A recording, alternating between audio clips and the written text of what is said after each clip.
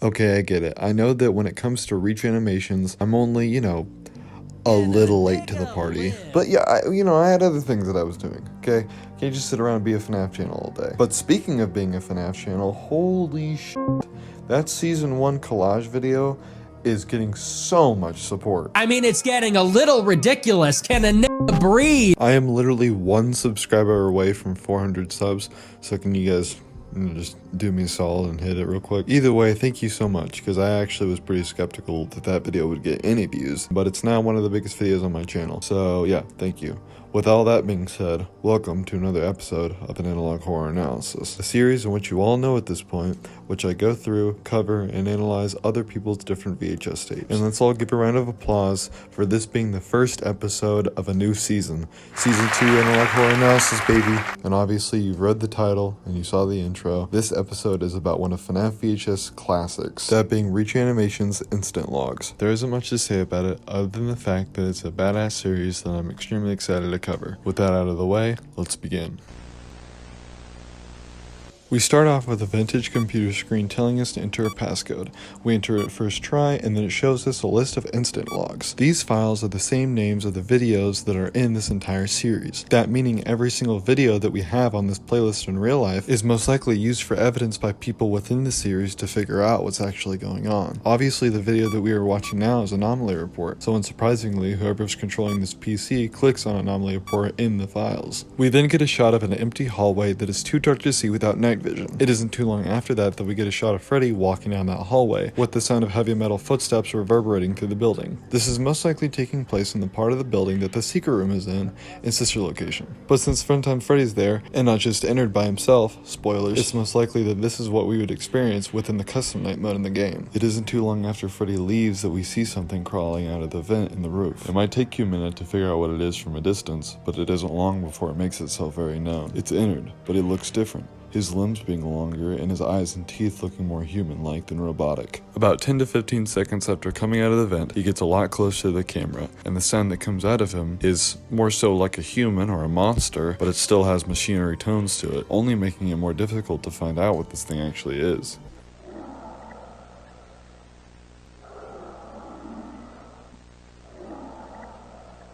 It cuts to a black screen. The only thing to break the silence is the buzzing of the VHS tape. Soon after, we get a shot of Ennard's face, as we hear the eerie tone of Bonnie's lullaby playing in the background. About 10 seconds after this, all we get is a shot of Ennard's face opened up, revealing human eyes and human teeth. And interestingly, the puppet also appears behind him. And that is the end of the first tape.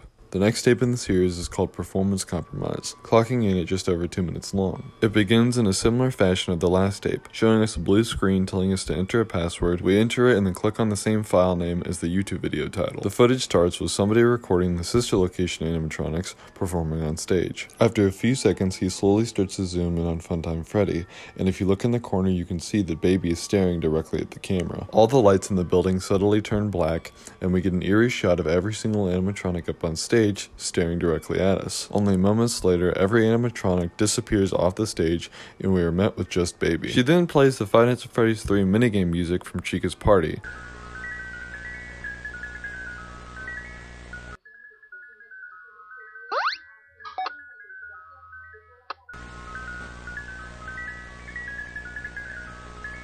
And right after that, we are met with a deep voice saying hello there. We look to our left and we are met with Freddy with his face open and ear-raping opera music playing in the background. We then get a shot of Baby with her face open and the ice cream scooper hanging out of her chest. Then we get a shot of her shoulder where we see a child's hand hanging out of it. It isn't long after this that the music glitches and we get a shot of Spring Bonnie forming into the frame. It stays black for a minute, but then we get a band of text in the top left saying save us. And that is the end of the second tape. By tape 3, it becomes mostly obvious that as we get through this series, these tapes will become more distorted and harder to understand. This tape is called Animatronic Maintenance, and unlike the last two tapes tapes, when we try to click on this file, it actually does not let us. Something is blocking us from watching these videos, as the screen flashes green whenever we try to click on it, saying that you can't. Maybe whoever's doing this is afraid of getting caught, so they're trying to block you out, or they're trying to save you, because what you're doing may be dangerous. When we finally get access to the footage, we see a shot of Funtime Freddy laying on the conveyor belt. This is the first time in the series that we actually get real voice actors, a male and a female worker doing maintenance on Funtime Freddy before he has to go out to the show. But right from the beginning, things already start looking wrong. He's doing uncommanded movements and speaking when he isn't supposed to. The workers express their understandable frustration until one of them says that he's actually going to check about what might be going on here. I'll take a quick look.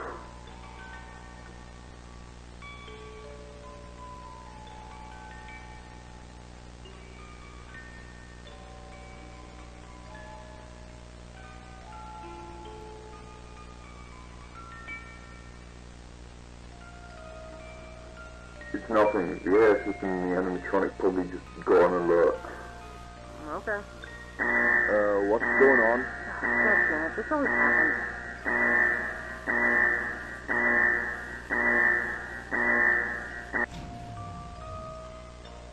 One little motion trigger and the ventilation shaft and the alarms go off. I swear, the security system in this place is retarded.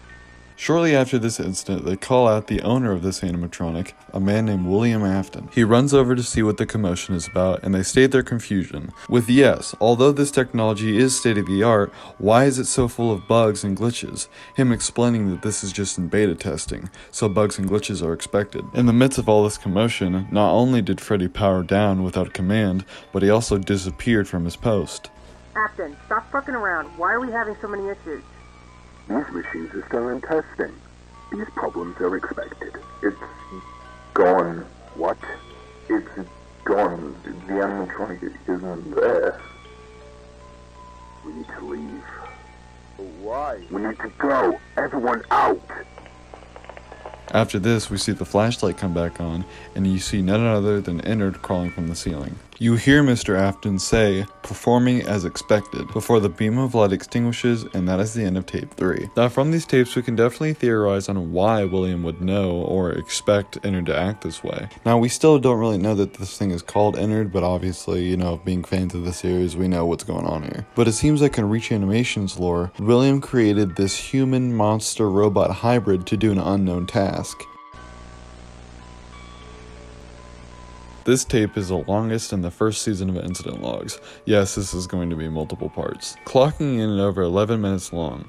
And instead of starting us in a blue screen telling us to enter a password, it starts off as just a blank screen, typing in green letters that you can't really read. It cuts all to black, and then we see an unfamiliar face fading into the frame. We then hear the ringing of a phone as it goes straight to voicemail. Then we get a voicemail from the person who is calling, saying that there is an accident with the elevator at the building, and that somebody named Tim has been injured in the accident. He calls numerous times, each time going to voicemail, with the voice who's calling sounding more and more concerned with each time. After this, we get a shot of what looks to be Innard eating something, with blood all around the floor.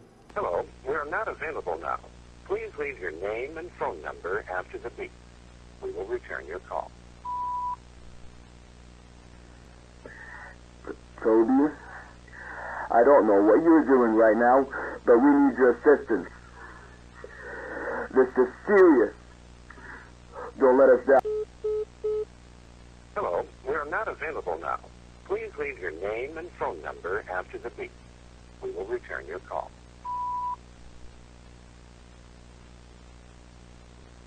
He's dead.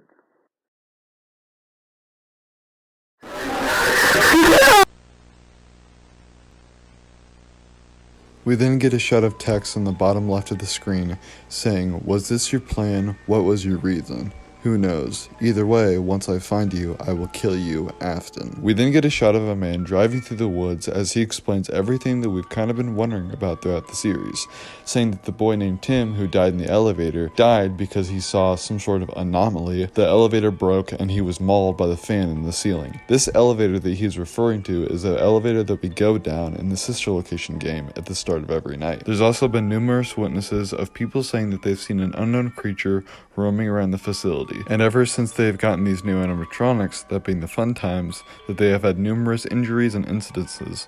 How did he get mauled by a fan? And like, according to the report, he was on the left side of the elevator, and so that doesn't even add up. I really don't get it. You know, a couple months ago, we had a problem with some kind of anomaly. Who knows? Just something roaming around the facility. Now, they said that they took care of it, but you know, since then we've been having all these problems. And I remember Clark telling me about the whole problem with the newer animatronics at the facility, and they all kind of add up a bit. And you know, it makes me suspicious of Afton. He's always got this attitude. Seems like something's up, and you know, it's ridiculous. We're trying to get back to the location because apparently they need my help, but I don't know why they would need to call me. They feel the need to call me at 2 a.m.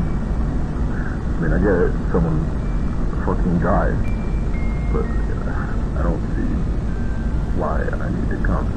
We then get a shot of William as we hear an audio file of him expressing his frustration at the fact that he has been put under investigation for Tim Holliday's death. He is surprised on how fast his employees have caught on that something might be up with him, and he says that he ponders the decisions that he makes, but no matter, because everything is still running smoothly in his eyes. It's all about time.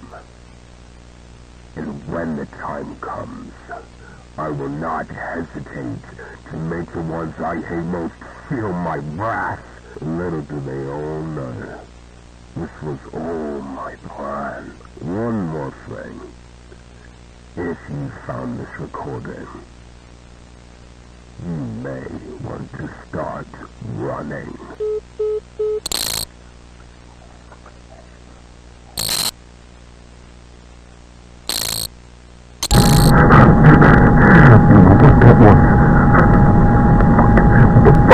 What was that? What I thought. Step down into my death. They're planning something. They are. I fear. They're planning something. I don't know what I'm going to do. Fuck. I gotta call police. I gotta get the fuck out.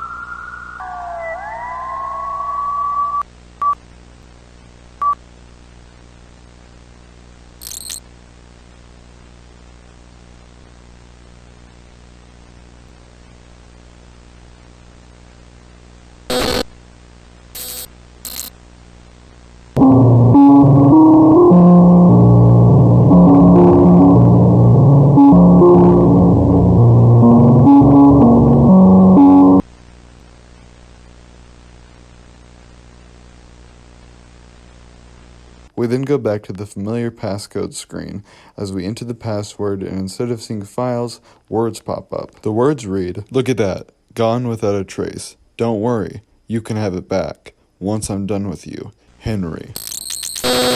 I see now. Very interesting. The lore runs deep.